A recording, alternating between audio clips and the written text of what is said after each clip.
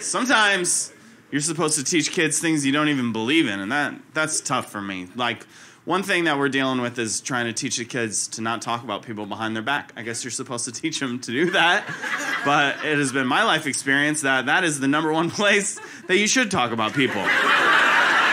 Unless you want to get in fights and ruin relationships, especially if you love them, keep some things behind their back, let them like you for a while longer. It all came up because one of my girls came home from school and she was sad because girls were talking about her behind her back. And I felt bad for her. That's a bad thing to happen. And I wanted to comfort her. I wanted to help. So I said, if you want, I'll go to school with you and I'll roast those girls that talked about you. I'm a professional stand-up comedian. I could destroy a couple 15-year-old girls. Let's put these girls in therapy. I'm with you.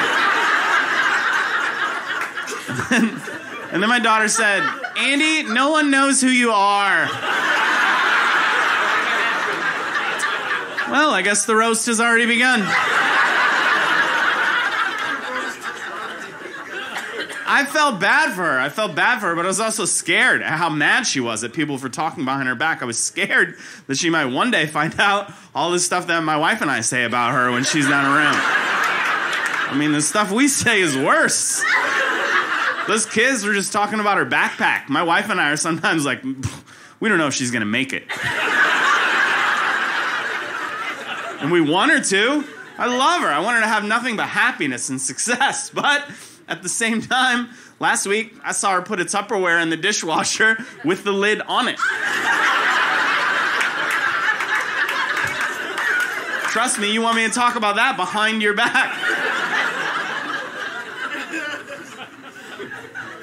They're the size of real people when they become teenagers. That'll mess with your head. I came in my living room. I saw my wife bending over, putting a DVD into the DVD player. And I thought, there's that ass that I signed up to spend my life with. I think I'm going to give it a little smack. I'm going to give it a little 1-2, forehand, backhand. She likes it. Not too hard, not anything that she hasn't done to me hundreds of times before. So I cock my hand back. I'm ready to give her a little smackaroo. And then out of the corner of my eye, I see my wife in the other room.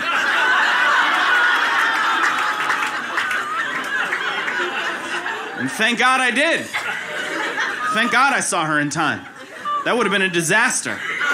That would have ruined like 7 years of trust built up between stepfather and stepdaughter. I don't even know if there's a way out of that. I think I had to be like, listen, I told you no DVDs until you do your homework.